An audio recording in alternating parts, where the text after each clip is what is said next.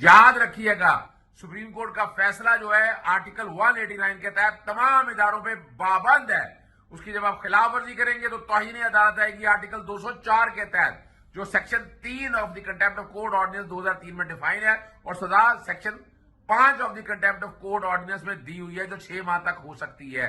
میں نے باقاعدہ ابھی یہ خط تیار کر لیا, مراسلہ تیار کیا ہے جو وزیر اعظم اور سیکرٹری کابینہ کو جائے گا کہ وہ تمام تفصیلات دے. کابینہ میں کون کون ایجنڈا کیا تھا, کابینہ میں کیا کیا ڈسکشن ہوئی, ریکارڈنگ وہاں کے موقع پر کیا ہوئی ہے, منٹس آف دی میٹنگ بنے ہیں, کون کون لوگ شامل تھے, کس نے وہ تحریر کیا ہے, کس نے وہ اپنا سپریم کورٹ کے فیصلے کو ریجیکٹ کیا ہے, وہ ساری تفصیلات مانگ لی آئین کے آرٹیکل 19A اور رائٹ ٹو انفارمیشن ایکٹ 2017 کے تحت. یہ فوری طور پر مانگ لی اور کہہ بھی دیا ہے. میں نے صرف اتنا نہیں مانگا, ساتھ میں نے انہیں کہہ بھی دیا ہے, اور کل باقاعدہ وہ مراسلہ بھیج دیا جائے گا کہ آپ فوری طور پر یہ الفاظ واپس لیں.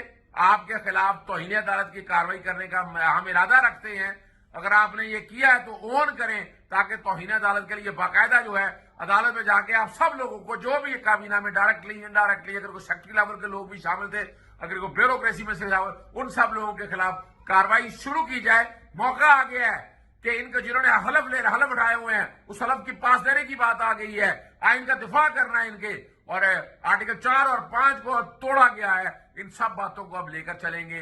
کل انشاءاللہ باقاعدہ ایک مراسلہ سال کر دیا جائے گا.